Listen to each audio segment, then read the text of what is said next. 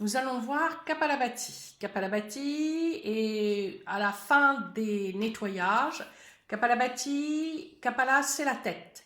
Ça s'appelle lubrifier la tête. Alors attention, c'est pas la tête au-dessus du crâne, hein, ça serait plutôt en bas. Et c'est aussi pour finalement remuscler tout le petit bassin. Ce qui est très intéressant, surtout pour nous les femmes, si on a eu des coutures ou des accouchements avec des césariennes. Voilà. Kapalabhati, même si vous avez des soucis thyroïdiens, il n'y a pas de problème non plus. Il ne faut pas confondre Kapalabhati avec le petit chien qui se fait au niveau évidemment de Manipura ou au-dessus entre le pancréas, la rate d'un côté et le foie. Donc là, à la taille, hein, on va dire, Kapalabhati, ça c'est petit chien. Et ça n'a absolument pas du tout les mêmes répercussions. Moi, je les déconseille de le faire. Ensuite, il ne faut pas non plus confondre avec Bastrika si, au niveau de la gorge, et ici du haut du thorax. Bastrika, moi je l'enseigne pour des personnes qui n'ont strictement rien ni à la thyroïde et qui ont leur thyroïde et qui vont très bien. Sinon, ce n'est pas prudent de le faire puisqu'on n'a plus rien, donc on aurait le menton doit bien être étiré comme ça, donc évidemment on va avoir un creux et ce n'est pas, ça peut être dangereux. Il faut faire très attention avec toutes les respirations, les nettoyages, il faut savoir aussi quand même toute la partie anatomique, quelle qu'elle soit, et les dangers aussi que ça peut créer.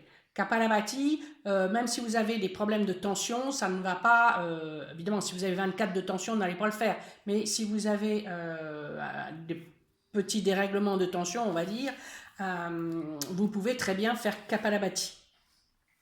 Donc Kapalabhati, inspire, expire par le nez assez rapidement. Les yeux peuvent être fermés et tournés vers Ajna Chakra. Sinon, on a les yeux qui descendent, qui sont mi-clos, en fixant un point. Les lèvres sont posées l'une sur l'autre, mais les dents ne sont pas serrées. Okay. Et on va travailler qu'avec le bas. Alors, normalement, je vais vous les faire. Je vais vous en faire quelques-unes. Voilà.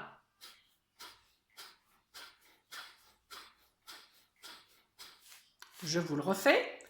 Et là, je ferai mon mouvement de cuillère pour relâcher et pour redescendre doucement, évidemment, les viscères qui ont été un petit peu ballottés. Je vous le refais.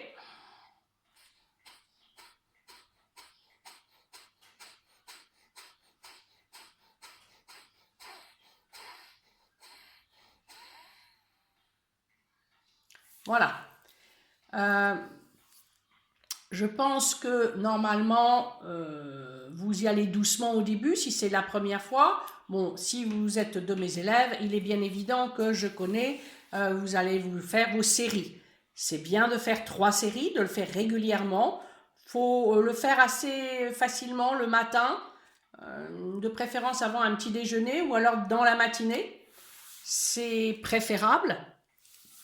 Alors pour les élèves qui viennent le soir évidemment au cours, le repas de midi étant assez loin, on en fait. Mais on ne va pas faire, mettons, 3 séries de 50 ou une série de 50 et une série de 121. Vous pouvez faire 3 séries de 20, 3 séries de 10, tout dépend de votre vitesse et comment vous le percevez. Voilà. Ensuite, évidemment, il y a, comme pour Nadi Shodhana, vous avez dans le travail, quand on a travaillé sur les Upanishads du yoga, il est évident que vous avez une autre forme de Kapalabhati où on va mettre des rétentions. Ça, je ne vous l'enseigne pas là parce qu'il faut vraiment bien maîtriser et je préfère être présente avec vous, chers élèves, pour vous l'enseigner comme Nadi Shodhana, où on va travailler à quadrupler. Si vous voulez vous inspirer, alors je vous donne un exemple pour Nadi Shodhana, vous allez voir après. On a des rétentions. Quand on va inspirer, on inspire, mettons, en 16 temps.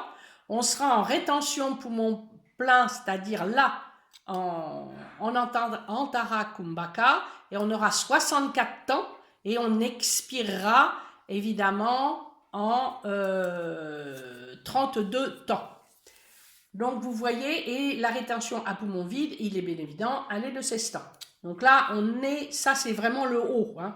Normalement, souvent nous travaillons, nous, à 5 temps à l'inspi, on double, on est à 20, en quadruple, on est à 20 temps en rétention, et quand on expire, on est à 10 temps. Bon, je vous l'ai expliqué, mais je ne vous l'enseignerai pas, je préfère être avec vous pour vous l'expliquer correctement. Voilà, ça faut que vous le sachiez, ça existe, c'est du prana, là du vrai prana, puisque là on va travailler finalement avec notre souffle de vie et nous travaillons d'une autre façon. Donc vous allez voir après la respiration alternée. Je vous remercie.